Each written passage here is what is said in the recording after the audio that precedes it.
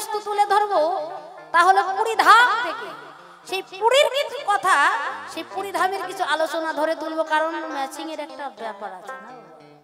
আমি হলাম মেয়ে মানুষ আর আমার প্রতিপক্ষ শিল্পী সে হলো ছেলে মানুষ, তাহলে মেয়ে মানুষ হয়ে বাবা মেয়ে মানুষের ভূমিকাটা নেওয়া উচিত নাকি? মেয়ে মানুষ হয়ে যদি ছেলে মানুষ সাজা যায়, ছেলে মানুষ, তাহলে কি হয়? অপমান হয়ে যায় না? তাহলে দরকার নেই যে যে জায়গায় আছি সে সেই জায়গায় থেকে কিছু কথা ধরে তুলবো, কারণ পালা প্রসঙ্গের বিষয়বস্তু ভূমিকাটা হলো একদিকে হলো পুরীধামের পান্ডা যার নাম হয় মধু পান্ডা, আর আমি কে? দক্ষিণ 24 পরগনার পাশে বেনাপুল জঙ্গলে ছিল আমার স্থান। সেখানে কোথায় থাকতাম না, রামচন্দ্র খাঁ তার প্রাসাদে আমি একেবারের জন্য থেকে যেতাম। তাহলে সে জায়গায় থেকে যেতাম, তাহলে আমার নাম হলো কি সেটা একটু বলে যাই। আমার নাম হলো মমতা দাসী, বাদ রেখে কিছু সময়ের জন্য লক্ষ্য হীরা ভাই। তাহলে আমি লক্ষ্য হীরা ভাই আমার বিপক্ষে মধু পান্ডাকে দেখতে পাই। কিছু কথা আমি তার কাছে তুলে ধরবো। কি কথা? কথা এই জায়গায় হলো যে এই যে লক্ষ্য হীরা, এই লক্ষ্য হীরা কোথায় থাকতো? রামচন্দ্র খাঁর প্রাসাদে সব সময়ের জন্য থাকতো। বাবা আগের যুগে কিন্তু বাড়ি বাড়ি যে এরকম টিভি, বড় বড় স্মার্ট মোবাইল ছিল না। কি করা হতো? যারা বড় লোক, যারা রাজা বাদশা, তারা যেই বাইজি সুন্দর নৃত্য করতে পারত তাকে একেবারের জন্য সেই রাজা বাদশাদের মনোরঞ্জন করবার তরে তাদের প্রাসাদে রেখে দেওয়া হতো। বছর শেষে তাকে মায়না দেওয়া হতো। তো রামচন্দ্র খাঁর প্রাসাদে আমি থেকে যেতাম। হঠাৎ করে একদিন শুনতে পাই সেই কোথা থেকে, সেই শান্তিপুর থেকে ভেসে ভেসে জানি একজন সাধু এসেছে। তার নামটা জানতে পাই কি? হরিদাস। সেই হরিদাস কি করে? বেনাপোল জঙ্গলের পাশে বসে সেখানে একটা কুঠিরের মধ্যে নির্মাণ করে, একটা কুঠির নির্মাণ করে সেখানে নাকি সে ধ্যান যোগ করে। একদিন ডেকে পাঠালেন কে? রামচন্দ্র কাকে না লক্ষ্য হীরাকে। হে লক্ষ্য হীরা ভাই, আমি তোমার কাছে শুধাই, তুমি আমার কথা ধরো, আমার কথা অনুপাত। আমি বললাম কি কথা? বললেন ওই জঙ্গলের মধ্যে দেখতে পাই, শুনতে পাই যে নাকি একজন পরম বৈষ্ণব ধার্মিক সাধু এসেছে, সদা সর্বদা শুধু সে 3 লক্ষ নাম জপ করে দৈনন্দিন। তাহলে তুমি একবার যাবে, গিয়ে সেখানে গিয়ে দেখে আসবে মূলত সে সাধু না সাজা সাধু। ওমা সাজা সাধু কাকে বলে? এই যে দোকান থেকে কিছু একটু শালু কাপড় কিনে গেরুয়া পরে লম্বা করে যদি একটা সিঁদুরের টান মেরে, এই যে হাতে কুমন্ডল মোটা মোটা মালাই নিয়ে যে রাস্তাতে হেঁটে যাবে বম বলে, বম বলে বলে না, ওদেরকে বলা হয় সাদা সাদা, মানে সাজা সাদা। তে রামচন্দ্র খাঁ বললেন কাকে? লক্ষ্য হীরা ভাইকে। হে লক্ষ্য হীরা ভাই, তুমি একবার যাবে ওই সাধুর পাশে গিয়ে দেখতে শুনতে যে সে মূলত সাধু নাকি সাজা সাধু। তুমি একজন এমন রূপবতী, তুমি একজন এমন যুবতী, তোমার রূপ যৌবনের জন্য এই জগতের সবাই উন্মাদ হয়ে যায়। তাহলে যদি সে একবারে মূলত সাধু না হয়, তাহলে তোমার রূপ যৌবন দেখে কখনো স্থির থাকতে পারবে না। সেই কথা শোনার সঙ্গে সঙ্গে লক্ষ্য হীরা ভাই কি করলেন? চলে গেলেন সেই সাধুর কুঠিরে। গিয়ে দেখতে পায় সে ধ্যান যোগে বসে আছে, সে নাম জপ করছে। লক্ষ্য হীরা ভাই কি করলেন? তার পায়ে সুন্দর নূপুর পরানো ছিল। সে নূপুর ঝুমুর ঝুমুর করে সুন্দর করে সাধুর চারিদিকে ঘুরে ঘুরে নৃত্য করতে থাকে, কিন্তু কিছুতেই সাধুর ধ্যান ভঙ্গ হয় না। যে ভঙ্গ হয় না দেখতে দেখতে লক্ষ্য হীরাবাই বললেন, হে সাধু, তুমি আমার কথা নাও, তুমি আমার কথা নাও, আমি তোমার সঙ্গে কথা বলতে চাই, আমি তোমার কাছে কিছু চাই। আমার এত সুন্দর রূপ যৌবন, এত কিছু, আমি তোমার কাছে বাসনা করি, আমি চাই তুমি আমার বাসনা পূর্ণ করো। চোখটা বন্ধ করে আছে কে? হরিদাস। হরিদাস বললেন, আমার 3 লক্ষ নাম যতক্ষণ জপ করা না হবে ততক্ষণ আমি তোমার আশা পূর্ণ করতে পারবো না। তুমি যদি আশা পূর্ণ করতে চাও তাহলে সময় নিয়ে তুমি এখানে অপেক্ষা করো। 3 লক্ষ নাম যখন পূর্ণ হয়ে যাবে তারপর আমি তোমার কথা নেব। সেই লক্ষ্য হীরা বসে থাকতে থাকতে আর তার নাম শ্রবণ করতে করতে নামের এমন ক্রিয়া, লক্ষ্য হীরাবাই সেই নামের মধু প্রাণ করে এই কর্ণ ভরে নাম শ্রবণ করে লক্ষ্য হীরা সে নিজেও নাম খাইতে শুরু করল। যখন 3 লক্ষ নাম পূর্ণ হলো, হরিদাস বললেন লক্ষ্য হীরাকে, মা, ও মা, তুই কি চাইতে এসেছিস আমাকে বল না মা, বল, তুই বল তুই কি চাস, আমি তোকে তাই দেব। সঙ্গে সঙ্গে লক্ষ্য হীরার প্রাণটা কেঁদে উঠলেন, সারাটা জীবন আমি এই বেশ্যাবৃত্তি করে, এই রূপ যৌবন বিক্রি করে শুধু এই দেহের ভোগ বিলাসিতা মিটিয়েছি, কিন্তু জীবনে কেউ কোনোদিন আমাকে একটা মা ডাক শোনায়নি। এ কেমন ডাক, এ কেমন মধুর ভাব। তাই সঙ্গে সঙ্গে বললেন যে আমি কিচ্ছু চাই না, শুধু চাই কি আমি তোমার চরণের দাসী হতে চাই। সেই কথা বলার সঙ্গে সঙ্গে মধু পাণ্ডব, সেই কথা বলার সঙ্গে সঙ্গে হরিদাস বললেন, তাই তুই যদি আমার চরণের দাসী হবি, আমি তো এখানে চিরদিন থাকি না, আমি তো সারা জীবন এখানে থাকবো না, তোর শেষ পরিণতি কি হবে? তো তুই আমার কথা নে, তুই আমার কাছে দীক্ষিত হয়ে তুই ওই উড়িষ্যায় ওই জগন্নাথ ধামে গিয়ে ওই জগন্নাথ মন্দিরে, ওই মন্দিরের একজন দাসী হয়ে থাকবে। পূজার যত কিছু আছে, ওই জগন্নাথের ভোগের যত কিছু আছে সেখানে থাকবি আর ওই মন্দিরটা দেখাশোনা করবি। সেই কথা বলার সঙ্গে সঙ্গে লক্ষ্য হীরাবাই কি করলেন, তার জীবনের যত উপার্জন ছিল, টাকা পয়সা সোনা দানা,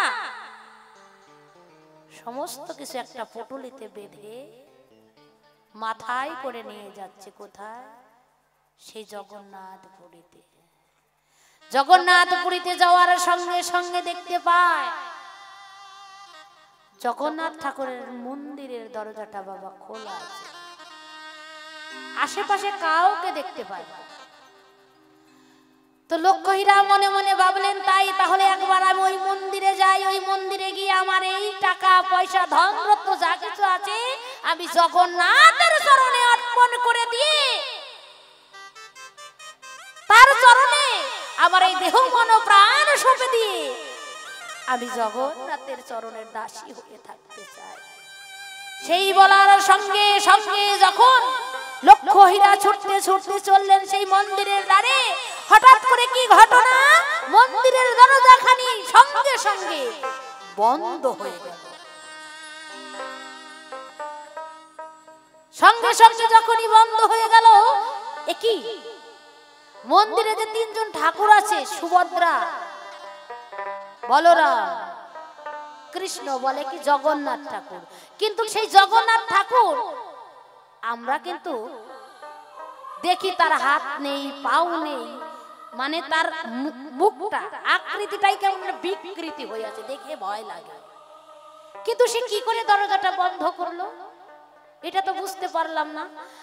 এদিক সেদিক তাকাতে তাকাতে হঠাৎ করে দেখতে পাই কি, যে ওই মন্দিরের যিনি পান্ডা তার নাম হলো মধু পান্ডা, সেই মধু পান্ডা এসে সামনে দাঁড়ালো। সঙ্গে সঙ্গে যখন আমি কি করলাম, ওই টাকা পয়সাগুলো ঢিল দিয়ে যখন মন্দিরের মধ্যে দিতে যাই, সঙ্গে সঙ্গে দরজাটা বন্ধ হয়ে সমস্ত টাকা পয়সা আবার সেই মন্দিরে থেকে ফিরে বাইরে এসে ছড়িয়ে দিতে পারে। তাই মধু পান্ডা আমি তোমার কাছে জানতে চাই, তোমার কাছে জানতে চাই কেন সেই আমার টাকা পয়সা ধন রত্ন ওই মন্দিরে থেকে ফিকিয়ে কেন বাইরে ছড়িয়ে ছিটিয়ে রইল? ওই মূর্তির তো কোনো হাত নেই পাও নেই, তাহলে কি করে ওইটা ফেরত আসলো? এইটুকুই তোমার কাছে রইল আমার জিজ্ঞাসা। আর এবার সুর ছন্দ ধরে একটা গান করে আমি যাব বসে, সেই গানের মধ্যে আছে কিছু, তাহলে যাব সেই গানের ভাব।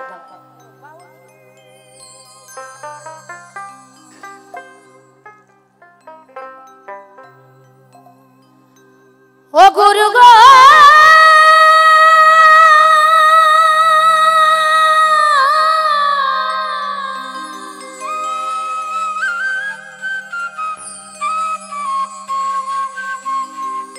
দয়াল গুরু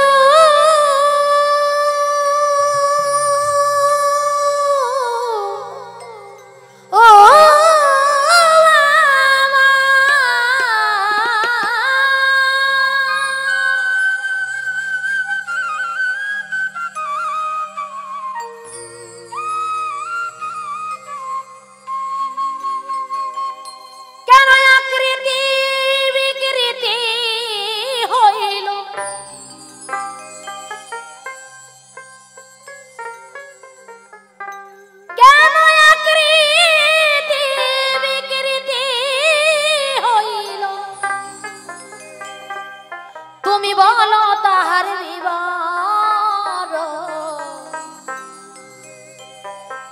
জগৎ বন্ধু কাষ্টের মূর্তি হইল কি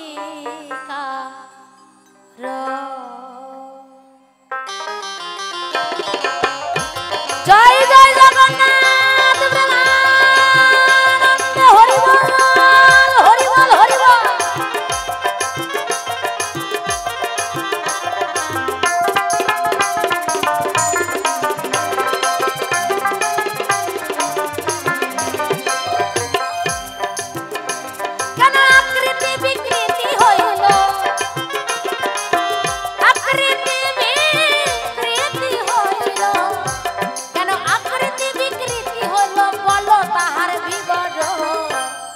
জগৎ বন্ধু কাষ্টের মূর্তি হইল কি কারণ?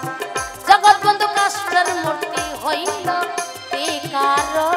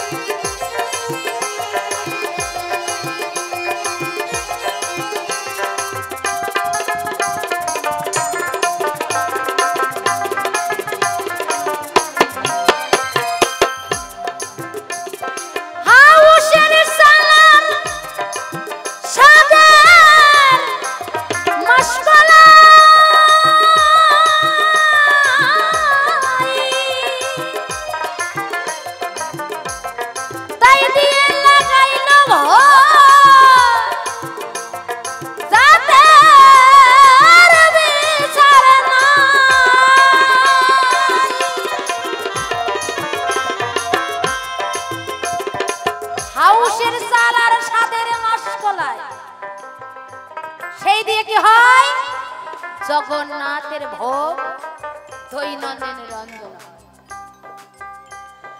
হাউসের চাল দিয়ে তো কখনো কোনো দেবতার ভোগ রান্ধন হয় না। ও মধুবান্ডা, তুমি একটু সুন্দর করে বলবে ভালো, কেন ওই হাউসের দাম চাল দিয়ে আর স্বাদের মাসকলাই ডাল? ওমা, জীবনে শুনেছো মাসকলাই ডাল দিয়ে কোনো ভোগ হয় কি? ওটা আমিষ না নিরামিষ? আরে কি কও না, হ্যাঁ কি না কও শুনি হয় কি? আরে হাত তোলো তো, হাত তোলো তো, প্রেম চা হাত তোলো দেখি। জয় জয় মা কালী প্রেমানন্দে হরি বল হরি বল হরি বল।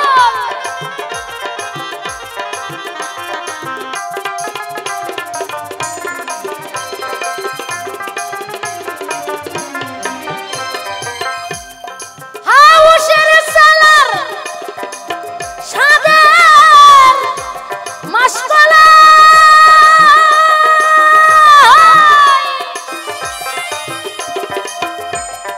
তাই দিয়ে লাগাইল ভোগ জাতের বিচার নাই। আবার ডাইনে বামে কানাই বলা ডানে বামে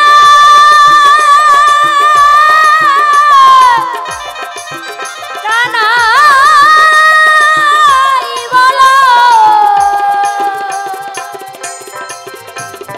ডানে বামে কানাই বলাই ডানে বামে কানাই বলাই মধ্যে নারী একজন। কেমন উল্টো কথা হয়ে গেল না? ডান দিকে আর বাম দিকে দুদিকে দুজন আছে কানাই বলা, মাঝখানে একজন নারী দেখতে পাই, সেই নারীটা কে হয়? একটু সুন্দর করে বলবে মধুবান্ডা, সেই মাঝখানের নারীটাকে। আর তোমার জগৎ বন্ধু কাষ্টের মূর্তি হলো কেন? কোন কাঠ? তার আকৃতিটা বিকৃতি হলো। আবার বললেন হাউসের চাল সাদের মাসকলাই তাই দিয়ে লাগাই ভোগ জাতের বিচার নাই। ঠিকই বলেছেন। ওই জগন্নাথ মন্দিরে গিয়ে, আচ্ছা বলুন তো কেউ কে গিয়েছেন জগন্নাথ পুরীতে? হাত তুলবেন যে যে গিয়েছেন।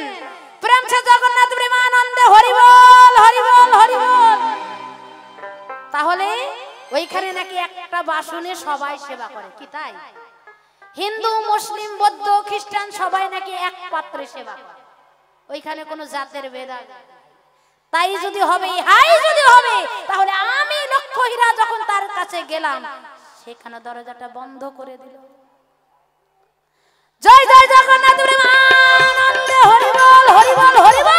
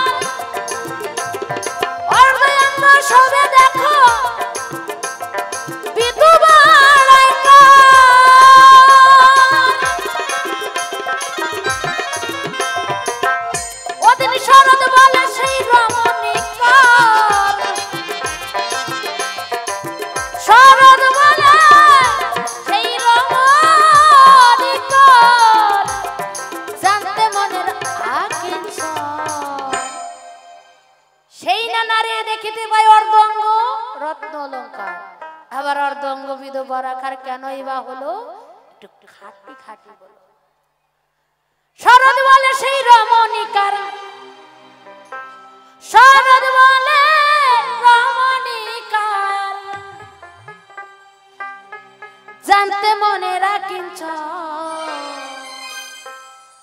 জগবন্ধু কাষ্টের মূর্তি হইল কি কারণ? জগবন্ধু কাষ্টের মূর্তি হইল কে কারণ? কেন আকৃতি বিকৃতি হলো, আকৃতি বিকৃতি হলো, কেন আকৃতি বিকৃতি হলো? তুমি বলো না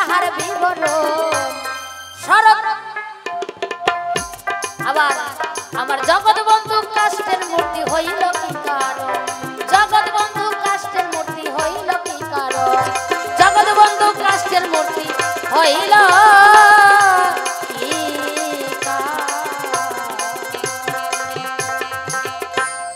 দেখা যায় এবার মধু পান্ডা এসে নিবেদন ঘরে থেকেই সেরে এসেছি বাবা, বন্দনা করার দরকার নেই। মূলত কথাগুলা বলে আজকে আসরটা ধরে তুলবো আনন্দের সাগরে, বসে শোনেন নারীর অরে। আমাদের সময় 9টা পর্যন্ত, তারপরে আরো অনেক গুণী শিল্পীরা রয়েছেন, তাই অল্প সময়ের মধ্যে দেব সমাধান। বসে শোনেন জ্ঞানবান সভাস্থান, সেই কথাই খুলে বলি। বিপক্ষের সরকার যিনি অত্যন্ত জ্ঞানী গুণী, প্রশ্নপত্র রেখেছে অনেকখানি, শুনলাম সভাস্থলী। প্রথম প্রশ্ন করলো মোরে, তার আকৃতিটা বিকৃতি হলো কেমন করে? অর্থাৎ দুই দিকে দুইজন বেটা ছেলে মানুষ, একটা মেয়ে ছেলে মানুষ কি জন্য দেখতে পাই, তাই না? শোনো হীরাবাই, তোমার কাছে বলে যাই, এই দাপর যুগ যখন শেষ, দাপরের শেষে একদিন রাধারানী আর গোবিন্দ দুইজনে শয়ন করেছে। তারপরে রূপকিনী আর আমার গোবিন্দ একদিন বিছানায় যখন মিলন করে, ওই মিলনের মধ্যে ওই স্বামী স্ত্রী ভজন করতে করতে মিলন হতে হতে হঠাৎ করে আমার গোবিন্দর মুখ দিয়ে রাধা নাম বের হয়ে গেছে। দেখবেন কৃষ্ণ ভক্ত যারা যদি একটু ব্যথা পায়, জয় রাধে বলে ডাক দেয়, তাই না? যখনই কোনো খারাপ খবর আসে জয় রাধে, যখনই খারাপ খবর কোনো দুঃসংবাদ আসে হরে কৃষ্ণ বলে না?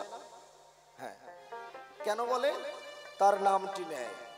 দেখবেন কোন মানুষ যখন রাস্তায় চলতে চলতে চলতে চলতে দেখা গেল একটি বিষ্ঠার মধ্যে পা দিয়ে দেয়, আছে কি না? কুকুরে পায়খানা করে রেখেছে, হাঁটতে হাঁটতে গিয়ে ওই পায়খানার উপরে পা দিয়েছে, দেওয়া মাত্রই বলে এ রাম, বলে না?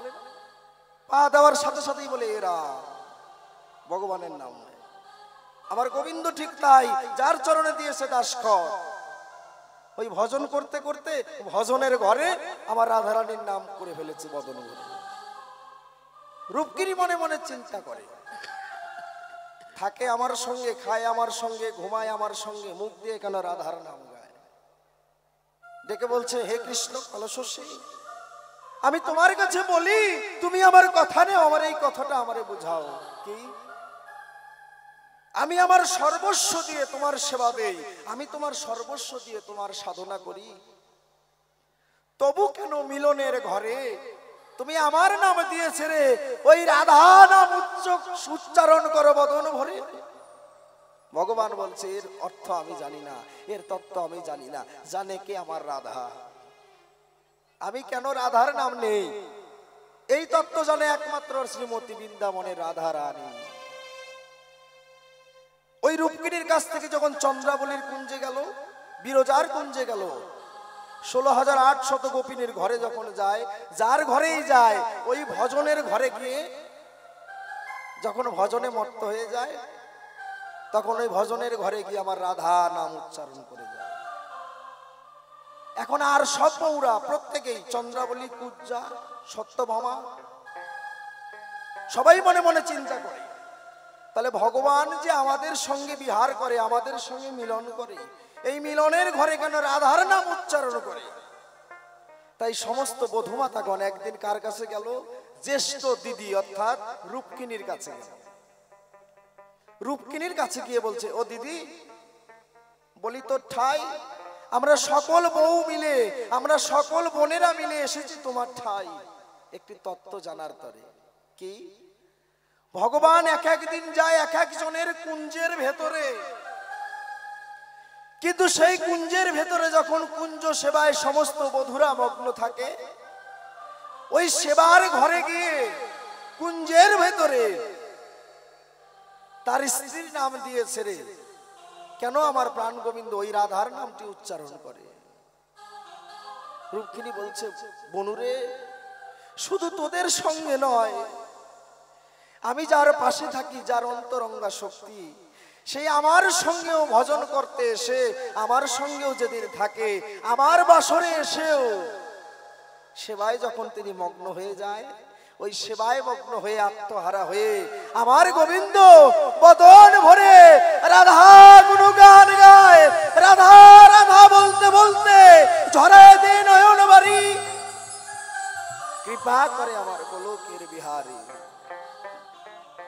এখন বধূমাতা বলছে, দিদি এই তত্ত্বটা কোথায় জানবো? আমাদের কাছে কি নেই যেটা রাধারানীর কাছে আছে? আমার গোবিন্দ যে রাধার নাম গাইতেছে, তোমরা আমার কথা নাও, ওই রাধার ভেতরে কি আছে সেটা আমাদের বলে দাও, তাই দিয়ে আমরা গোবিন্দের সেবা দিতে চাই। তখন সমস্ত বধূমাতাগণ বলছে, বেশ, তাহলে চলো যাই। কার কাছে গেলে পাওয়া যাবে? আমাদের সকলের শাশুড়ি মা, কে? মা রোহিণী, বলরামের মা। সমস্ত বধূমাতাগণ একত্রিত হয়ে কোথায় গেল?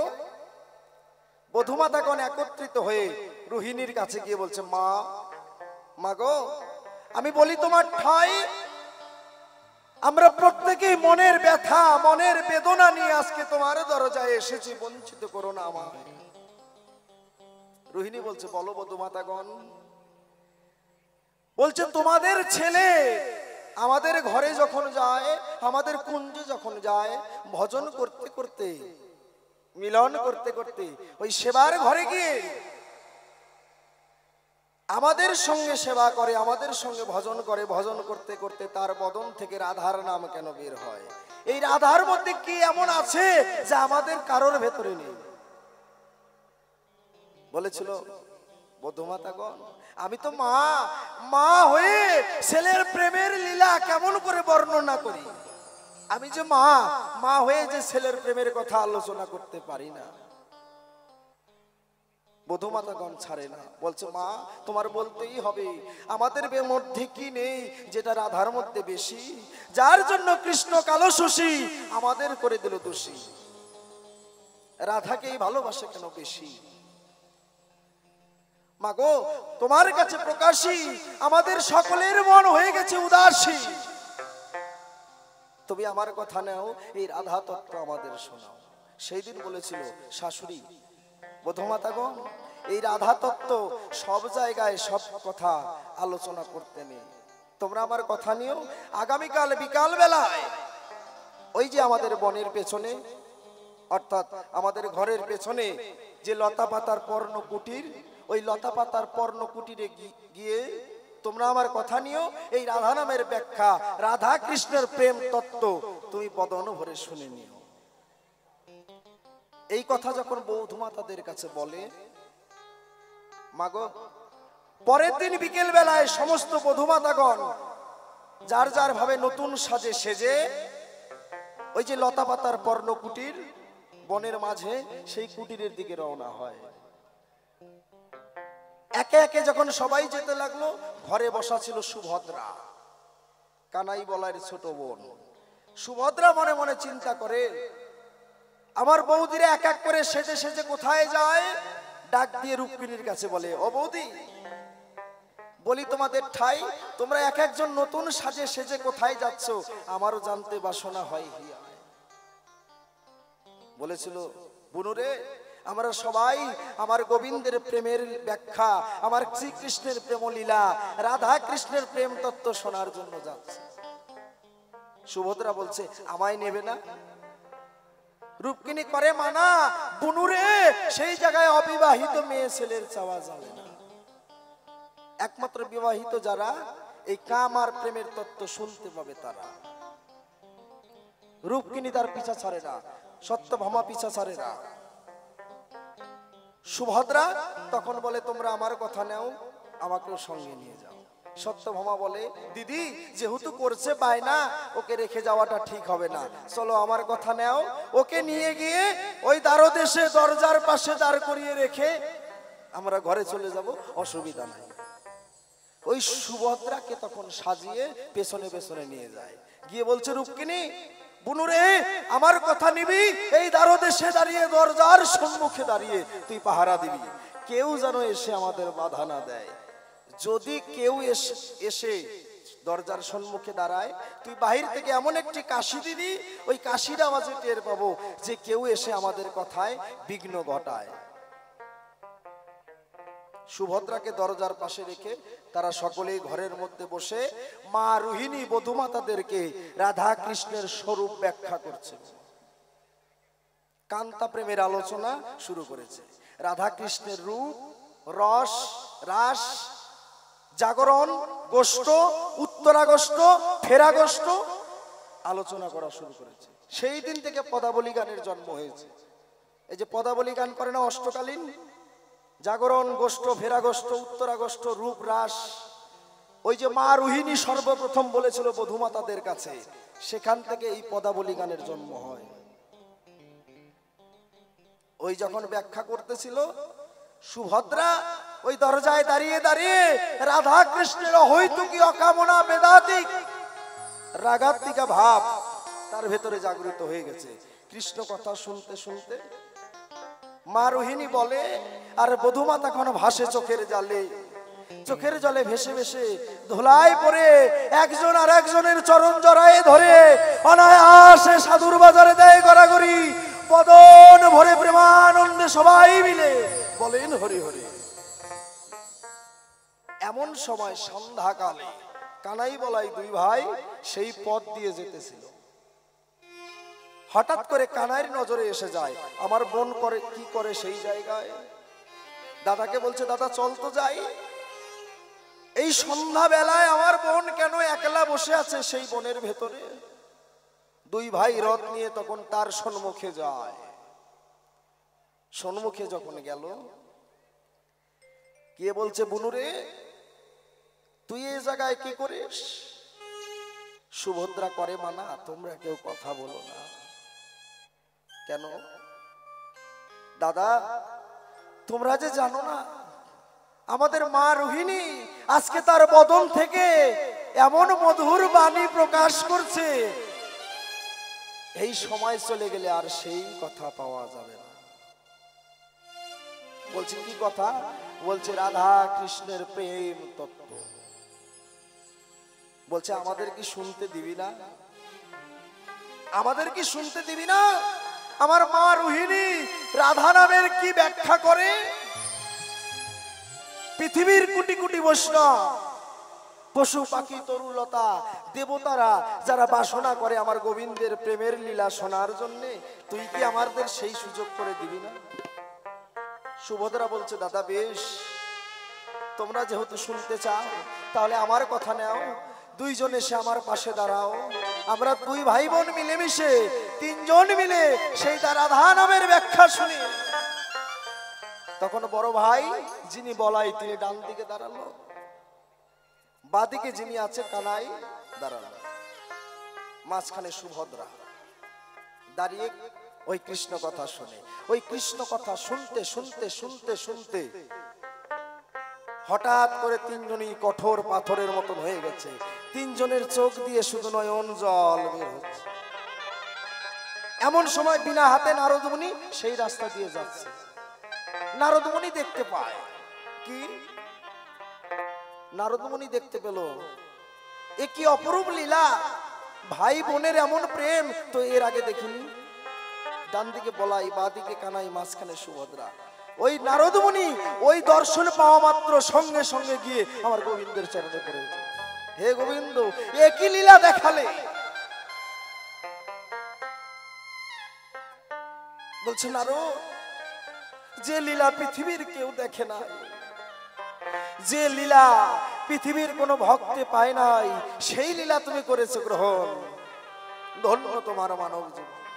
নারদ বলেছিল, ভগবান যে লীলা তুমি আমায় দেখালে, বলি তোমার ঠাই, তাহলে তোমার এই যে অগণিত ভক্ত, এই ভক্তরা কি তোমার সেই লীলা দেখতে পারবে না? তুমি আমার কথা নিও, সেই এই লীলা তোমার ভক্তের বাজারে বিলাই দিও।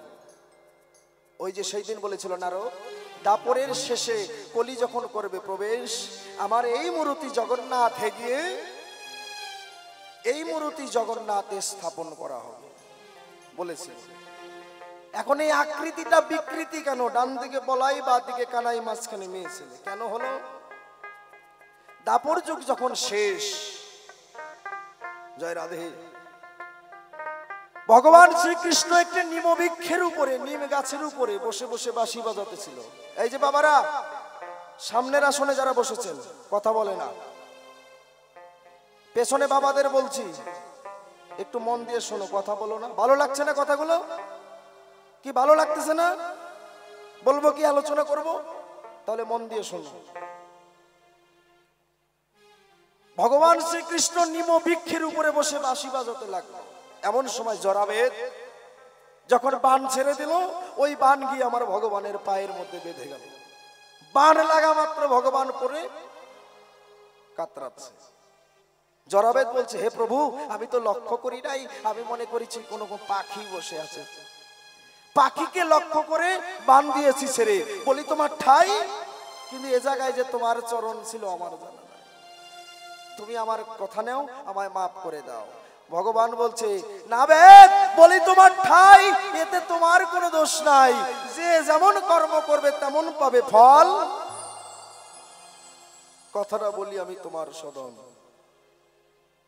তোমার জানা নাই তুমি এর আগের জন্মে আমি ছিলাম শ্রীরাম, তুমি ছিলে বালির পুত্র অঙ্গদ।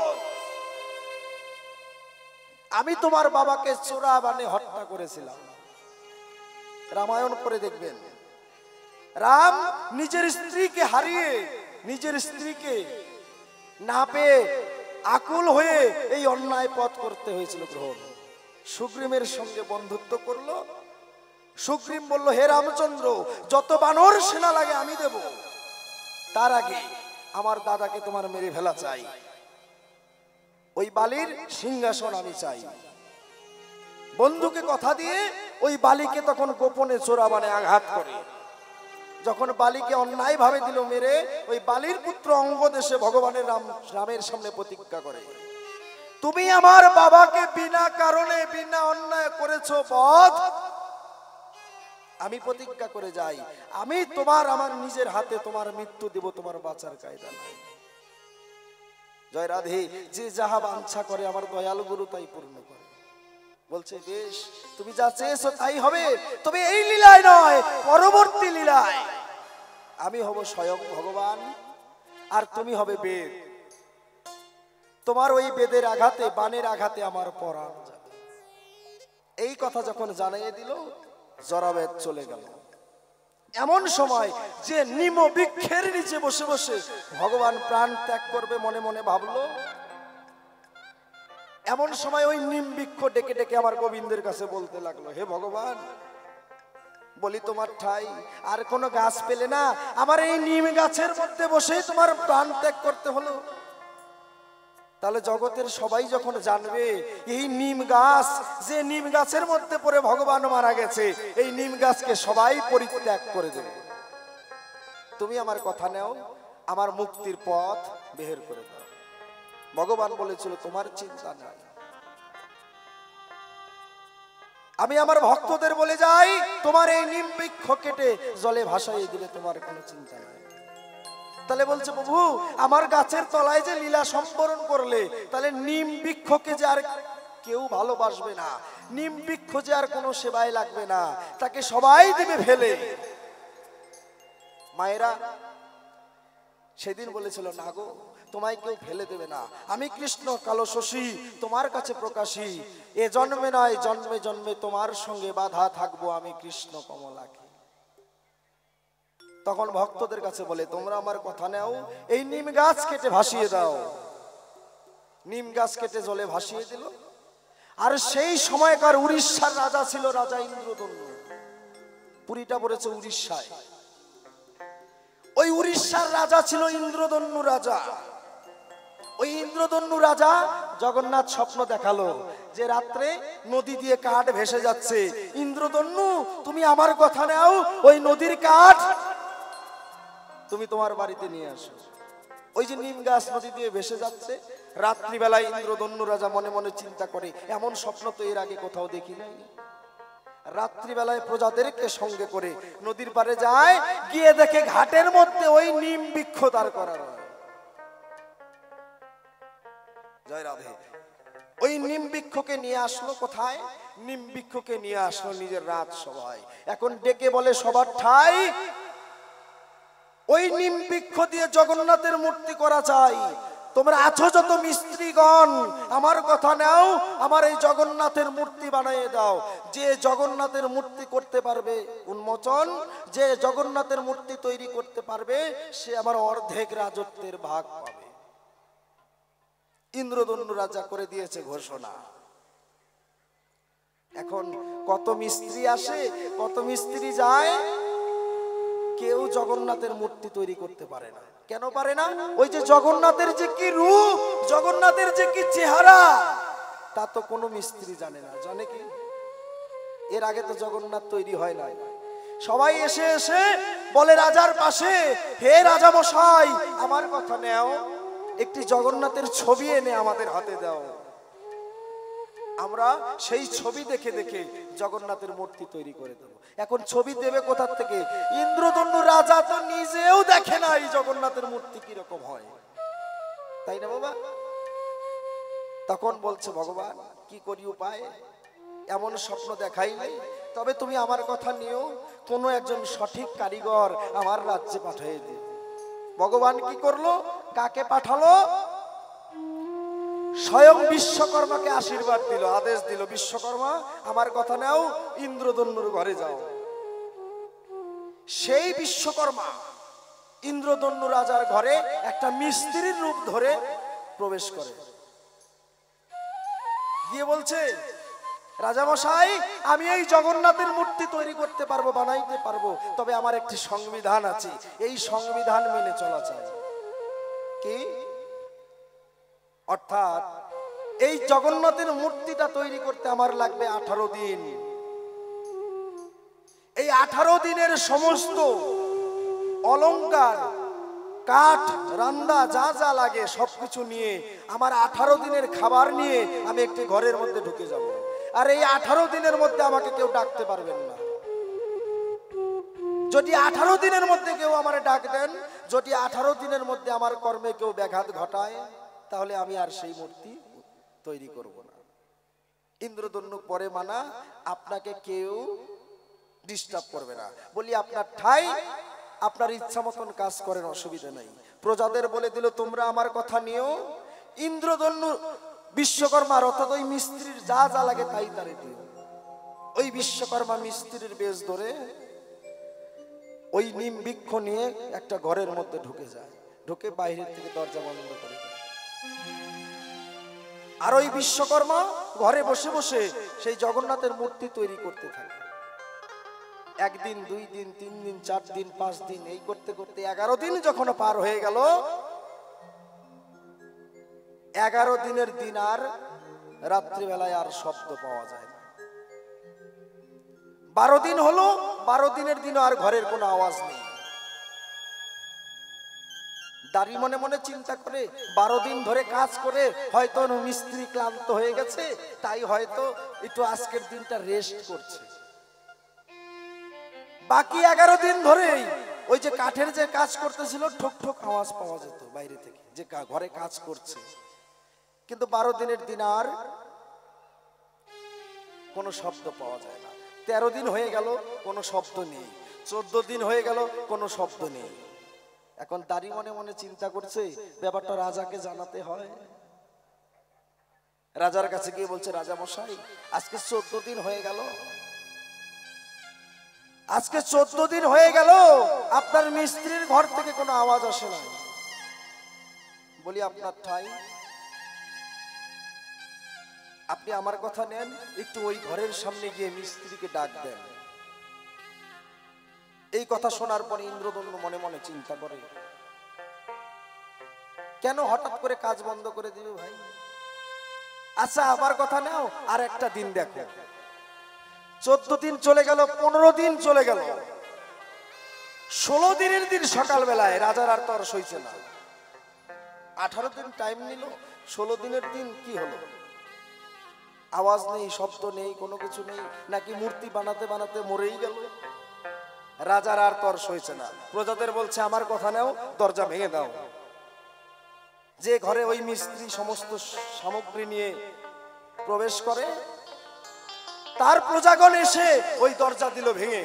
দরজা ভেঙে দেওয়ার পরে, দরজা ভাঙার পরে দেখতে পাই ওই যে মিস্ত্রি ছোট ছোট কাজগুলো, হাতের আঙ্গুল, সোনার গয়না, কপালে সিঁদুর দিয়েছে, সিঁথিতে নাই, ডান হাতে শাঁখা দিয়েছে, বা হাতে দেয়নি, বা হাতে খারু দিয়েছে, ডান হাতে দেয়নি, অর্ধেক বিধবার লক্ষণ, অর্ধেক সধবার লক্ষণ। দেখবে জগন্নাথের হাত নেই, কিন্তু কেন? ওই হাতটা বানিয়েছে কিন্তু এখন জোড়া দেওয়া কমপ্লিট হয়নি। যখনই ইন্দ্রধনু রাজা সেই ঘরের ভেতরে প্রবেশ করলো, মায়েরা সঙ্গে সঙ্গে বিশ্বকর্মা কাজ ছেড়ে দিল। রাজামশাই, আপনি করেছেন অপরাধ, আপনাকে করেছিলাম মানা 18 দিন না গেলে আমাকে ডাক দেবেন না, কিন্তু আপনি আমার বাক্য ঠিক রাখেন নাই। তাই বলি, আপনার ঠাই, আপনার কাজ করার সাধ্য আমার নাই। এই যে আপনার জগন্নাথ রইল, আমি চলে গেলাম। মিস্ত্রি চলে গেল, ওই আকৃতি বিকৃতি জগন্নাথকে নিয়ে ইন্দ্রধনু মনে মনে চিন্তা করলো, হে ঠাকুর, কত ভাগ্যের ফলে দেখা দিয়েছিলে আমারে, আজকে আমারই কারণে তোমার মূর্তিটা তৈরি করা হলো না। আমার মতন পাপী আর নাই কেউ এই সাদের দুনিয়া। হে জগৎ বন্ধু, হে জগন্নাথ, আমার জন্য তোমার মূর্তি উন্মোচন হলো না, মূর্তি তৈরি হলো না। তাই বলি, তোমার ঠাই এই পাপী দেহ, পাপ দেহ আমার আর রাখার ইচ্ছে নাই। আমি আজকেই আমার প্রাণ বিসর্জন দিয়ে দেব। 17 দিনের দিন ওই ইন্দ্রধনু রাজা কি করলো? নিজের প্রাণ আত্মহত্যা বিসর্জন দিতে গেল। এমন সময় পেছন থেকে জগন্নাথ দৈববাণী দিল, ইন্দ্রধনু, তুমি আমার কথা নাও। আকৃতি বিকৃতি কি হয়েছে? আমার জগন্নাথের মূর্তি সম্পূর্ণ হয়নি তো কি হয়েছে? মনে ভক্তি থাকলে সব হয়। তুমি তো ইচ্ছা করে করো নাই, তাই আমার কথা নাও, ওইভাবেই আমাকে প্রতিষ্ঠিত করে দাও। আমি ওইভাবেই তোমার হাতের সেবা পেতে চাই। 18 দিনের দিন জগন্নাথ বলছে, আমায় প্রতিষ্ঠিত করো। আমি প্রতি বৎসরে 7 দিন এসে তোমার বাড়ি থাকবো। ওই ইন্দ্রধনু রাজার স্ত্রী ছিল গুন্ডিচা দেবী। তোমার স্ত্রীকে বানাবো আমার মাসি, তোমার কাছে প্রকাশী। আমি সারা বৎসর যেখানেই থাকি না কেন, ওই বৎসরে 7 দিন এসে তোমার বাড়ি থাকবো। তোমার বাড়িতে থেকে আমার মাসির গৃহে আপন মনে সেবা করে নেব।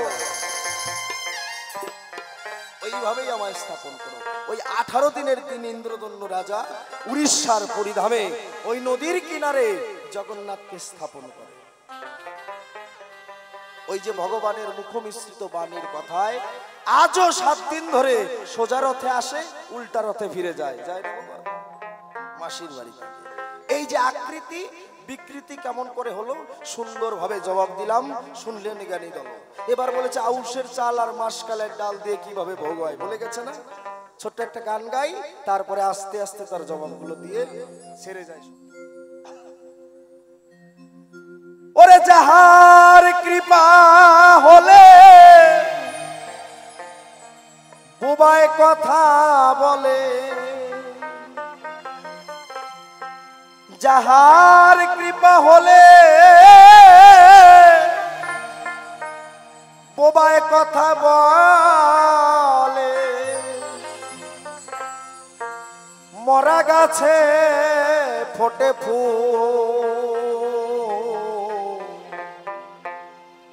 পাপেরি পাহাড় হয়ে যাবি পা, ভাঙিলে তোমার মনের ভুল। মাই জানে বাপ আর মনে জানে পাপ, আমার যে কে বাবা এটা জানে আমার মা, আর আমি যে কি পাপ করেছি সেটা জানে আমার মন। মনের ভুল যখন ভেঙে যায় তখন সমস্ত পাপ তার দূরীভূত হয়। হীরাবাই, দেখো লক্ষ্য করে, তুমি ওই ঐশ্বর্যের টাকা পয়সা সোনা দানা এনে দিয়েছো আমার মাধুর্যের কর্তার ধারে। আচ্ছা বলেন তো, যিনি মাধুর্যের মালিক তিনি ঐশ্বর্যের টাকা পয়সা ধন রত্ন চায় নাকি? ওইগুলো ছেড়ে দিয়ে যদি নিজের দেহের সোনা যদি দিতা, তাহলে আমার জগন্নাথ গ্রহণ করতো। কারণ এই পাপের কামানো টাকা আমার জগন্নাথ গ্রহণ করে না। এক একদিন থাকে যে এক একজনের বউ সারা জীবন বেশ্যাবৃত্তি করে যে টাকা করেছে উপার্জন, ওই পাপের টাকা যদি জগন্নাথের চরণে যায়, জগন্নাথের ওই মন্দির অপবিত্র হয়ে যায়। তাই মনে মনে চিন্তা করে, লক্ষ হীরা যা দেওয়ার কথা ছিল তা তো দেয় নাই আমায়, তাই ওই ঐশ্বর্যের টাকা পয়সা দিয়ে কি করব? ওই টাকা পয়সার দরকার নাই, তাই দরজা বন্ধ করে দিয়েছে। তুমি যদি ওই টাকা পয়সা সমস্ত কিছু ফেলে দিয়ে একটি তুলসী পত্র নিয়ে আমার জগন্নাথের চরণে দিতে, জগন্নাথ তাতেই খুশি হতো, কিন্তু তুমি তা করো নাই। মনের ভিতরে অহংকার, আমি হলাম রাজবেশ্যা, 1 লক্ষ টাকা আমার দাম, আমি ওই তুলসী পাতা দিয়ে পূজা করব কেন, তাই না বাবা? এই জন্য ভগবান আমার মাধুর্যের কর্তা ওই টাকা পয়সা নেই, দরজা বন্ধ করে দিয়েছে। বলছে হাত নাই পা নাই, কেমন করে দরজা বন্ধ করে? শোনো, রূপ নেই গুণ নেই, নেই তার বর্ণ, আছে নাই কোনো কিছু তবু তিনি পূর্ণ। রূপ নাই গুণ নাই, নাই তার বর্ণ, আছে নাই কোনো কিছু তবু তিনি পূর্ণ। যার ভিতরে মাইনাস নাই, যার ভিতরে প্লাস নাই, যোগ নাই বিয়োগ নাই, যে পূর্ণ সত্তা। তাই তোমার কাছে বলে যাই, ওই সোনা ছেড়ে দিয়ে যে সোনা দিলে পরে আমার কেলে সোনা খুশি হতো, সেই সোনা বন্ধু তোমার কাছে নাই। কারণ যে সোনা তোমার দেহের মধ্যে ছিল, ওই যে এক এক দিন সেজেছিলে এক একজনের বউ, এক এক দিন এক এক জনের সঙ্গে থাকতে থাকতে তোমার দেহের সোনা সব হারিয়ে ফেলেছে। আগে ওই সোনাকে সংযত করো, ওই সোনাকে আমার গোবিন্দের চরণে দান করো। তাই আমার গান, পাপেরই পাহাড় হয়ে যাবি পা, ভাঙিলে তো মার মনের ভুল। যাহার কৃপা হলে বোবায় কথা বলে, যাহার কৃপা হলে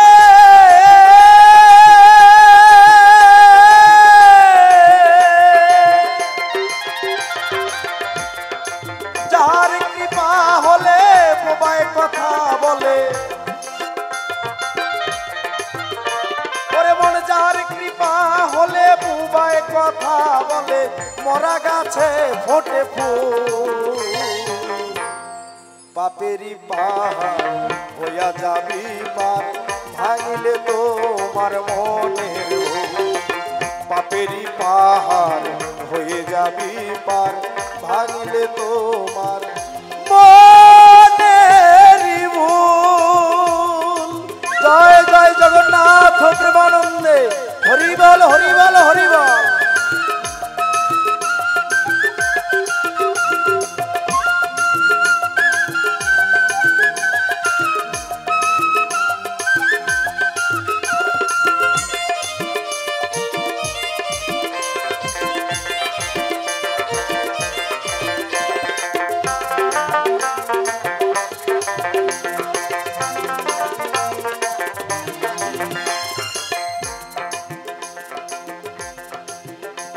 দয়াল গুরু বিনে এই জগতে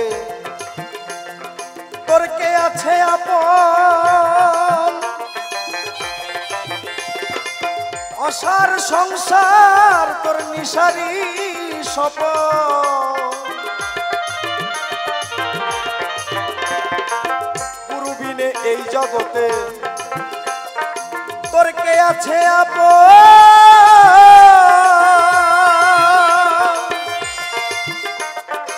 অসার সংসার তোর নিশারি স্বপন। মুখে করো তার জয় গান দিয়ে মন প্রাণ, করো তার জয় গান দিয়ে মন প্রাণ। গুরু রূপে ভগবান, গুরু রূপে ভগবান অকুলের কুল। পাপেরই পাহাড় হয়ে যাবি পার, ভাঙিলে তোমার মনের ভুল। পাপেরই পাহাড় হয়ে যাবি পার, ভাঙিলে তোমার মনের ভুল।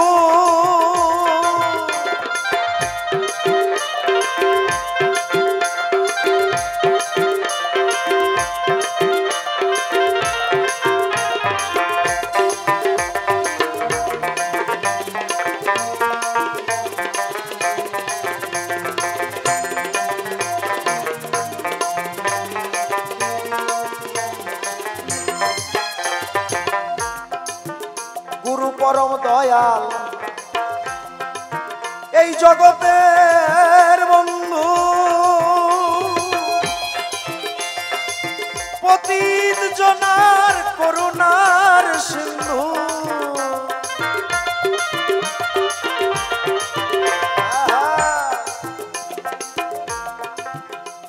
গুরু পরম দয়া এই জগতের বন্ধু পতিত জনার করুণার সিন্ধু সে যে অগতির গতি নিদানের সাথী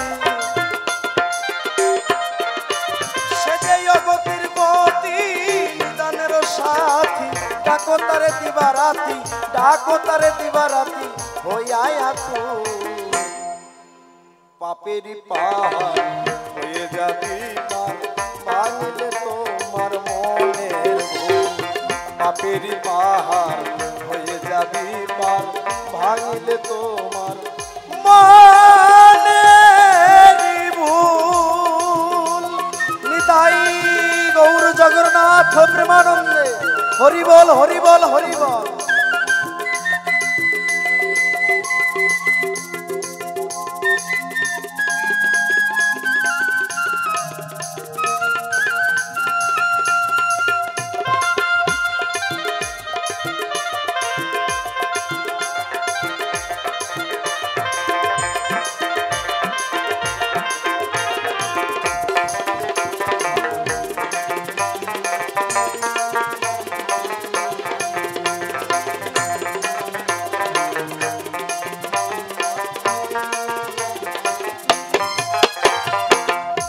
ভাগ্যবান সেই জন যে ভজে গুরুর শ্রীচরণ ত্রিতাব জ্বালাতার হইয়া যায় বারণ। হরে কৃষ্ণ। ভাগ্যবান সেই জন যে ভজে গুরুর শ্রীচরণ। চরণ এক জিনিস আর শ্রীচরণ আরেক জিনিস বাবা। যারা গুরু ঘরে গেছেন, গুরু আশ্রিত যারা আছেন তারা বুঝে গেছেন শ্রীচরণ কাকে বলে। চরণের সেবা সবাই করতে পারে, কিন্তু শ্রীচরণের সেবায় সবাই লাগতে পারে না। বড় সাধনার বিষয়। গুরুর কাছে জিজ্ঞেস করবেন, হে গুরুদেব শ্রীচরণটা কোন জিনিস? চরণে সবাই ভক্তি দিতে পারে, কিন্তু শ্রীচরণে সবাই ভক্তি দিতে পারে না। বলছে ভাগ্যবান সেই জন যে ভজে গুরুর শ্রীচরণ। শ্রীচরণ ভজলে পরে তার ত্রিতাব জ্বালা দূরে যায়। ত্রিতাব জ্বালা কি? আধ্যাত্মিক, আদি দৈবিক, আদি ভৌতিক, এই তিনটে জ্বালা দূরে চলে যায় গুরুর শ্রীচরণ ভজলে পরে। জীব নিস্তারিতে জীব নিস্তারিতে নন্দসুত হরি, ভুবনে প্রকাশ হলেন গুরুর উপধরি। ওই গুরু ছাড়া আমাদের গতি নাই, উদ্ধার নাই।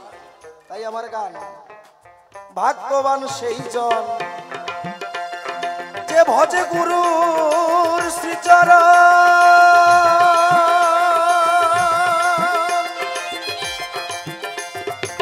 ত্রিতাব জ্বালাতার হইয়া যায় বারণ। বাউল সুবাসের ভাবনা গুরু ভজন হলো না। বাউল সুবাসের ভাবনা গুরু ভজন হলো না। ছয় রিপুতে আমায় করে গন্ডগোল। পাপেরি পাহাড় হয়ে যাবি পার, ভাঙলে তোমার মনের ভুল। পাপেরি পাহাড় হয়ে যাবি পার, ভাঙলে তোমার মনের ভুল। যাহার কৃপা হলে বোবায় কথা বলে, ওরে মন যার কৃপা হলে বোবায় কথা বলে। মরা গাছে ফোটে ফুল। পাপেরি পাহাড় হইয়া যাবি পার, ভাঙিলে তোমার মনের ভুল। পাপেরি পাহাড় হয়ে যাবি পার, ভাঙিলে তোমার মনের ভুল। নিতাই গৌর হরিবল হরিবল হরিবল।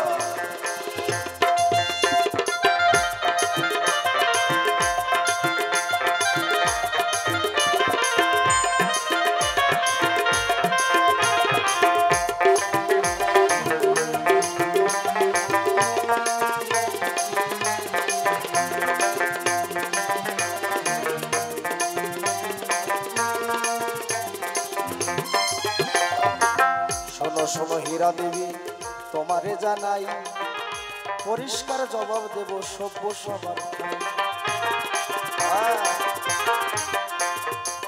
আমার কাছে জিজ্ঞাসা করে করিলাম শ্রবণ, আউশের চাল মাসকালার ডাল সবাই লাগে কি কারণ? মাসকালার ডালাই ডাল দিয়ে গো কেন জগন্নাথের ভোগ তৈরি করে? এই কথা জানতে চাইল আজি আমার ঘরে। তোমার প্রশ্ন ধরে ধরে দেব সমাধান, বসে বসে শ্রবণ করবেন যত জ্ঞান। একদিনের এক ঘটনা যাও শ্রবণ করে, ধীরে ধীরে বলছি কথা দাঁড়াইয়ে আসরে। ক্ষত্রিয় রাজা ছিল, নাম বিশ্বামিত্র, শোনেন জ্ঞানী গুণী। সেই বিশ্বামিত্রের তুলে ধরি করুণ কাহিনী। বিশ্বামিত্র রাজা একদিন হরিণ শিকারের তরে দলবল নিয়ে যখন বনে রওনা করে, সারাদিন বনের মধ্যে যখন হরিণ শিকার করতে যায়, একটা হরিণে লাগলো না বিশ্বামিত্রের গায়ে। 100 জন সৈন্য নিয়ে যখন রওনা দিল, বিশ্বামিত্র মনে মনে ভাবিতে লাগে, 100 জন সেনা নিয়ে বনে রওনা করি, আজকে হয়তো 2-4টা হরিণ যাবো আজকে মারি। এই ভাবনা মাথায় নিয়া বিশ্বামিত্র রওনা বটে দিল। বসে বসে শ্রবণ করেন যত জ্ঞান। অল্প অল্প কথাই বলে যাই, সময় কম। বিশ্বামিত্র হরিণ শিকারের জন্য 100 জন সৈন্য নিয়ে বনে গেল। সারাদিন ওই হরিণের তরে রওনা করে, দৌড়াদৌড়ি করে, একটা হরিণও পায় না। সন্ধ্যা হয়ে গেল, মনে মনে চিন্তা করে এখন যাই কোথায়। হঠাৎ করে বনের মধ্যে একটা কুটির দেখতে পেল। বিশ্বামিত্র নীতি নীতি সেই জায়গায় গেল।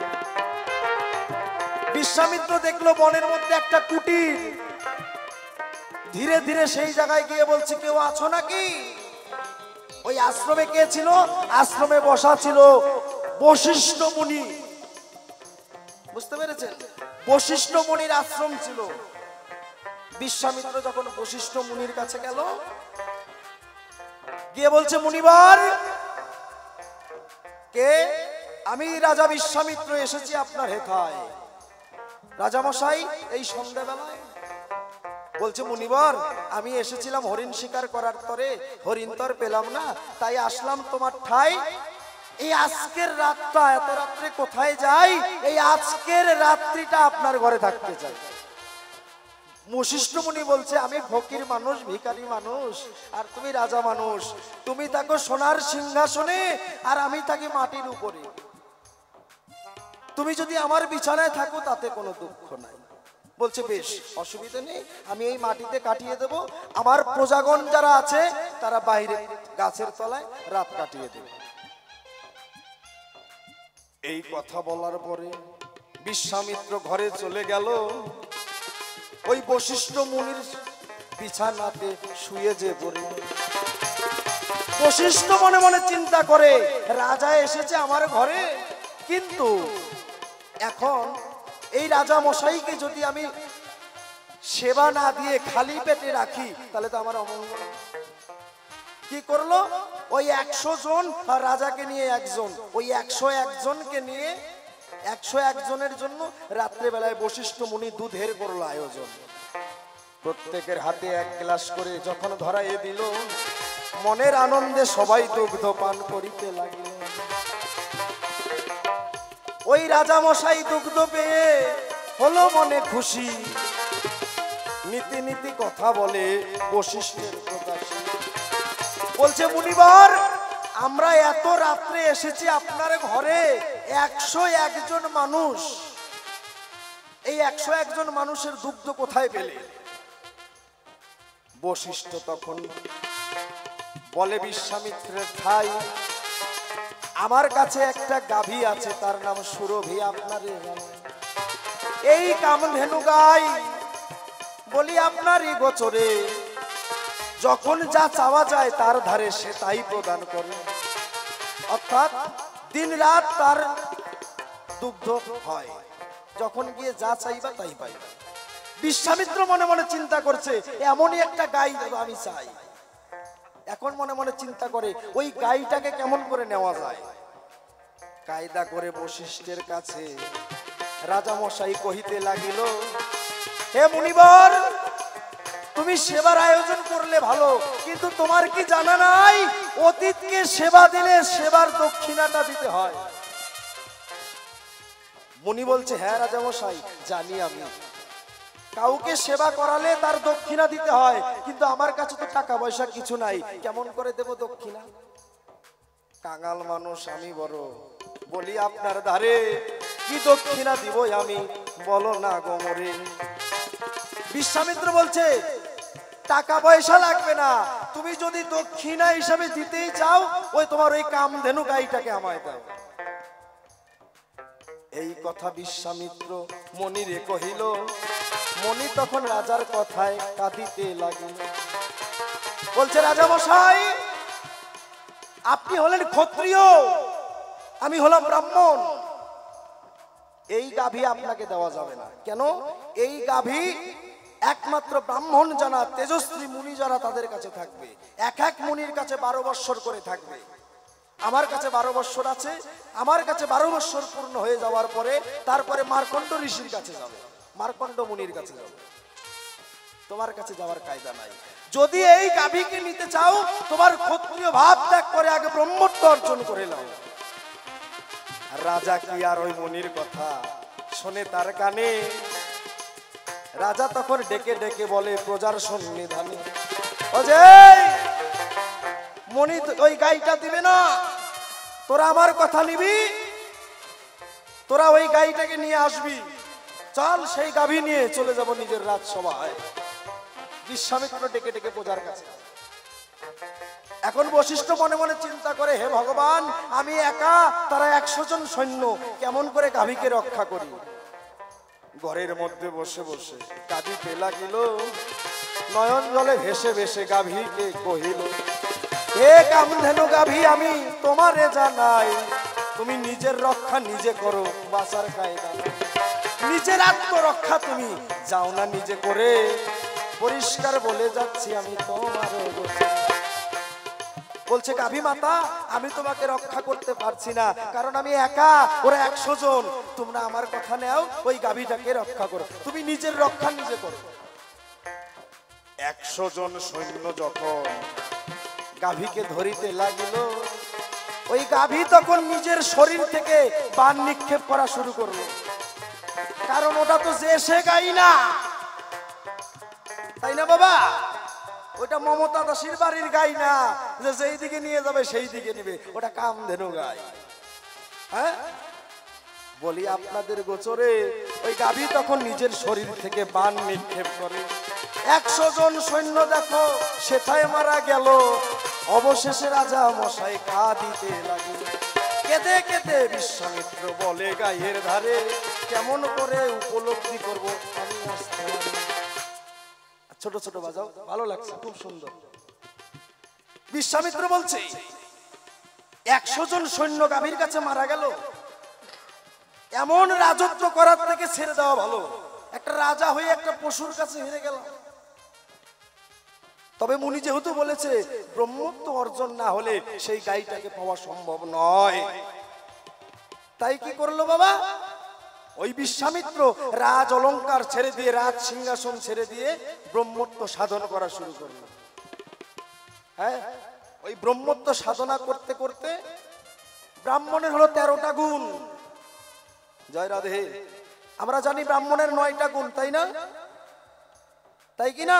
নবগুণে ব্রাহ্মণ বলি না, সমদম তপযশ ক্ষমা দয়া দান জ্ঞান বিজ্ঞান। 9টা না, ব্রাহ্মণের 13টা গুণ শুনে যান। একটা গুণ আছে গোলকে গোপনে, আর একটা গুণ আছে বিশ্বামিত্রের কাছে। ওই যে বিশ্বামিত্র সাধনা করে ওই একটা গুণ উপলব্ধি করে। অর্থাৎ বিশ্বামিত্র যখন ব্রহ্মজ্ঞানী হয়ে যায় তখন বৈশিষ্ট্য নিধন যজ্ঞ করে। বৈশিষ্ট্য নিধন যজ্ঞ কেন করে? ওই বৈশিষ্ট্য নিধন যজ্ঞ করে গাইটাকে নিয়ে যাবে নিজের ঘরে, যার জন্য সাধনায় সন্তুষ্ট হয়ে বৈশিষ্ট্য নিধন যজ্ঞ করা শুরু করে দিল। এখন ব্রহ্মত্ব অর্জন হয়ে গেছে, তো যা যা বলে তাই হয়। এখন ব্রহ্মা সৃষ্টি করে মুসুরির ডাল, বিশ্বামিত্র বলে ব্রহ্মা মুসুরির ডাল সৃষ্টি করে, আমিও ডাল সৃষ্টি করব। বিশ্বামিত্র কি করলো? মাসকালের ডাল বানাই দিল। ব্রহ্মায় সৃষ্টি করে আমন ধান, বোরো ধান, আমন ধান, আর এইদিকে বিশ্বামিত্র সৃষ্টি করে আউশের ধান। বলছে তোরটা তো গাইরে দিতে হবে, আমারটা গাড়া লাগবে না, সিটাই দিলেই হয়ে যাবে, হয় না? আউশ ধান কিন্তু মাঠে গিয়ে সিটাই দিলেই ধান হয়ে যায়। ওই যে সাধনার বরে ব্রহ্মা সৃষ্টি করে গেন্দা ফুল, জবা ফুল। বিশ্বামিত্র মনে মনে চিন্তা করে, তাহলে আমিও ফুল সৃষ্টি করি, এমন ফুল সৃষ্টি করব যে ফুলের কাছে অন্য ফুলের খাওয়া নাই। ব্রহ্মা সৃষ্টি করে জবা ফুল, বিশ্বামিত্র সৃষ্টি করলো গোলাপ ফুল, জবার থেকে দেখতে সুন্দর। ওই গোলাপ ফুলটা কার? বিশ্বামিত্র সৃষ্টি। হ্যাঁ, ব্রহ্মা সৃষ্টি করে মালবক কলা, বিশ্বামিত্র সৃষ্টি করে মানিক কলা। ব্রহ্মা মানুষ বানানো শুরু করলো, বিশ্বামিত্র বলে আমি কি কম নাকি, আমিও মানুষ বানাবো। বুঝতে পেরেছেন? তখন বিশ্বামিত্র কি করলো? মানুষের মাথাটা বানিয়ে ফেলছে, মাথা বানিয়ে ফেলছে, এখন শরীরটা শুধু বাকি। বিশ্বামিত্র যখন মানব মূর্তি করিতে ধারণ, সাধনার জন্য তিনি করে আলাপন। মনে মনে ভাবছে মানুষটা কিভাবে বানাই। এমন সময় ব্রহ্মা গেল কোথায়? নারায়ণের কাছে গিয়ে বলছে, হে নারায়ণ, দেখো তোমার ভক্ত বিশ্বামিত্র কি করা শুরু করেছে। তাকে তো সৃষ্টির ভার দেয় নাই, তাহলে বিশ্বামিত্র কেন এগুলো পাগলামি করছে? তুমি আমার কথা নাও, সৃষ্টির কর্তা তো আমি ব্রহ্মা, আমার সৃষ্টিকে তিনি নষ্ট করে দিচ্ছে, তুমি আমার কথা নাও, বিশ্বামিত্রকে আটকাও। জয় রাধে। নারায়ণ তখন হেঁটে হেঁটে গেল বিশ্বামিত্রের ঠাই, বলল বিশ্বামিত্র যা করেছো করেছো, আর নতুন কিছু সৃষ্টি করো না গো ভাই। বলছে বিশ্বামিত্র যা সৃষ্টি করছো করছো, আর করো না, তুমি ব্রাহ্মণ, ক্ষত্রিয়র থেকে ব্রাহ্মণ ব্রহ্মত্ব অর্জন করলে, তাই এই ক্ষমতার জোরে অপকর্ম করে যাচ্ছ, তোমার করি মানা, আর বানায়ও না। ওই যে মানুষের মাথাটা তৈরি করেছে, মাথাটা কি দেখবেন নারকেল ফল আছে না, ওই নারকেলটা বিশ্বামিত্রের সৃষ্টি। নারকেল কোরাবেন, কোরানোর পরে দেখবেন মানুষের মতন চোখ মুখ আছে, আছে না, ওটা বিশ্বামিত্র সৃষ্টি করেছে। মাথাটা কেবল বানিয়েছে, দেহটা বানায় নাই। নারকেল ছুললে পরে দেখবেন মানুষের চোখের মতন আকৃতি, ওটা কার? বিশ্বামিত্রের সৃষ্টি। এখন বিশ্বামিত্র বলছে, রাজামশাই ভগবান আমি তো সৃষ্টি করেছি, তাহলে আমার জিনিসগুলো কি বিফল হয়ে যাবে? বলছে না, আমি বলি তোমার ঠাই স্বয়ং সরসূর্য ভগপন্ন ভগবান, আমি বলি তোমার ধারে বিফলে যাবে না। ব্রহ্মার সৃষ্টি করা মানুষ তোমার সৃষ্টি করা মানুষের পুজো করবে। বুঝতে পেরেছে? তোমাকে বড় জায়গা, তোমার সৃষ্টি করা মানুষ তোমার সৃষ্টি করা মানুষের পুজো করবে। তার জন্য প্রতিটা পুজোয় নারকেলকে পুজো দেয়। কেন? ওই যে বিশ্বামিত্রের সৃষ্টি নারকেল ফল। গোলাপ ফুল বিশ্বামিত্র সৃষ্টি করে, দেখবেন সুগন্ধ, কিন্তু গোবিন্দ সেবায় লাগে না। লাগে কি? লাগে না, ওটা বিশ্বামিত্রের সৃষ্টি। আর এই যে আউশের চাল মাসকালের ডাল, বলছে এই লীলায় নয়, পরবর্তী লীলায় আমি জগন্নাথ হয়ে যাব। জগন্নাথ হয়ে গিয়ে পুরীতে জগন্নাথ হয়ে প্রতিষ্ঠিত হব, আর আমার সেবায় নিত্য নিত্য এই আউশের চাল মাসকালের ডালের খিচুড়ি বানায় আমার সেবায় দিবে। পুরীতে গিয়ে দেখবেন এই আউশ ধানের চাল আর মাসকালের ডালের খিচুড়ি দেয়। জগন্নাথের মেন পূজার প্রসাদ হলো খিচুড়ি প্রসাদ। জগন্নাথ খিচুড়ি খুব ভালোবাসে। ওই যে ভক্তের রাখিতে মান, ভগবান নিজে ছোট হয়ে ভক্তের বাড়ায় মান। বলি তোমার ঠাই যে যাহা বাঞ্ছা করে, আমার দয়াল গুরু তাই পূর্ণ করে। তাই তো তোমার কাছে নীতি নীতি আমি বলে যাই, বিশ্বামিত্র ক্ষমতার দ্বারাই তাই করে যায়। বিশ্বামিত্রের সৃষ্টি সেই আউশ চাল মাসকালের ডাল গেলাম প্রকাশ করে, এই জন্য জগন্নাথের সেবায় খিচুড়ি ভোগ লাগে। তোমার কাছে ধীরে ধীরে আমি বলে যাই, ঘড়ির দিকে তাকাইয়া দেখি সময় তো আর নাই, তাই অল্পে অল্পে গল্পে গল্পে চলে যেতে চাই। এবার তার কাছে একটি কথা আমি যে প্রথমবারে বেশি কথা বলা যে অন্যায়, তাই অল্পে অল্পে গল্পে গল্পে চলে যাব সময়। তোমার কাছে প্রথমবারে গেলাম জিজ্ঞাসা করে, পরিষ্কার বলে যাও হীরা আসিয়ায় আসলে। এই জগতে 8 প্রকারের বিষয় আছে, শোনো দিয়া মন, তোমার কাছে প্রথমবারে রইল জিজ্ঞাসা। 8 প্রকারের বিষয় আছে, তোমার কাছে কি জানা? পরিষ্কার সভায় এসে করো আলোচনা। তুমি কোন প্রকারের ভাই আমার জানা নাই, তাই তোমার কাছে প্রথমবারে জেনে নিতে চাই। কোন প্রকারের বেশ্যা তুমি আমার কথা নিও, পরিষ্কার সভায় এসে জবাব দিয়ে দিও। তাই আর কেন বেশি কথা বলি মানে যাই, আমি আমার মতন আসরখানা ছেড়ে দিয়ে যাই।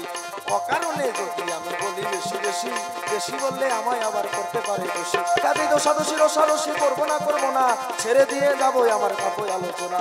এরপরে হীরায় আবার আসরে আসিবে, ভালো মন্দ তত্ত্ব কথায় আপনাদের বুঝাবে।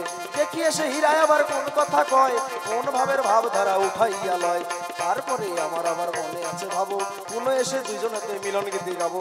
আপনারা বসে বসে শ্রবণ করবেন আসরে, এই নিবেদন করে গেলাম তারা এই সবার ভিতরে। এই সভাতে আছেন যত বৈষ্ণব গোসাই, সকলেরই চরণ তলে প্রণাম দিয়ে যাই। এই সভাতে আছেন যত মাতামাসিগণ, সকলেরই চরণ তলে প্রণাম নিবেদন। লবকুশকে সীতা দেবী আশীষ দিয়েছিল, রামচন্দ্র ভগবান পরাজিত হলো। মায়ের করুণা ছাড়া সন্তান বাঁচে না, সবার মধ্যে দাঁড়াই এটাই করি প্রার্থনা। তারপরে প্রণাম করি মাতা পিতার পায়, জগৎ ব্রহ্মাণ্ডে এলাম যাদের করুণায়। তারপরে গুরুর পদে রইল নমস্কার, বাউল গানের গুরুই আমার রামচরণ সরকার। কবি গুরু কল্পতরু মহেন্দ্র সরকার, যার উপরে দিলাম আমার এই জীবনের ভার। বর্তমানে তিনি আর ইহলোকে নাই, পরপারে চলে গেছে দরদি গোসাই। কালের কবলে পড়ে নশ্বর দেহ সারি, আত্মা সত্তা চলে গেছে শ্রীরাম মজপুরি। কত দূরে আছো বান্ধব আমার জানা নাই, উদ্দেশ্যে ওই চরণে প্রণাম দিয়ে যাই। যেখানে সেখানে বাবা তুমি থেকে থাকো, পদ হোলা বলরামকে শ্রীচরণে রাখো। নামটি আমার বলরাম সরকার বলি সবার পরে, আলিপুরদুয়ার বাড়ি আমার গেলাম প্রবেশ করে।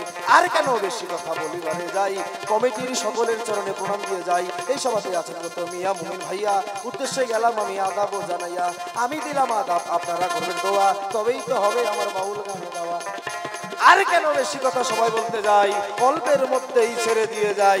দেখি এসে সভা পাশে কোনবা কথা বলে, কোন ভাবের ভাব দ্বারা এবার আসরেতে তোলে। এই পর্যন্ত এই করি সম্বরণ, আমার মতন আমার ভাব করি সম্বরণ। এই পর্যন্ত আমার ভাব সঙ্গ হয়ে গেল। সবাই মিলে জয় জয় জগন্নাথ প্রেমানন্দে, হরি বল হরি বল হরি বল হরি বল হরি।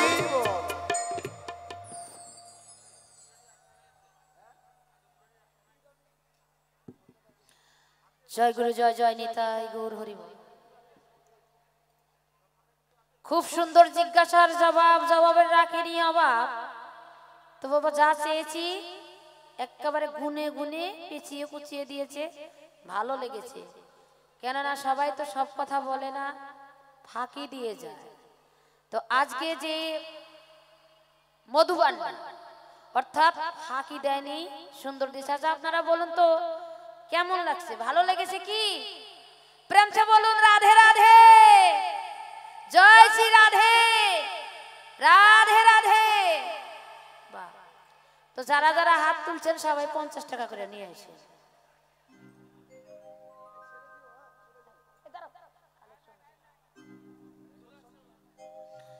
তাহলে আমাকে বলেছে আমি কোন রকমের ভাই, 8 রকমের ভাই। 8 রকমের ভাইয়ের মধ্যে আমি কোন ভাই? বেশি কথা বলার দরকার নাই, সময় অল্প, বেশি করা যাবে না গল্প। আমি কোন বাজারের ভাই? সাধু বাজারে, কৃষ্ণ নামের ভাই। সেই কৃষ্ণ নাম আমার কাছে মধু, আর সেই কৃষ্ণ নামের বাই হতে আমি সাধুর বাজারে যেতে চাই। তাই সে জায়গায় দাঁড়িয়ে গাইব একখানা ভাব দেশের গান, আর এটাই হবে শেষ।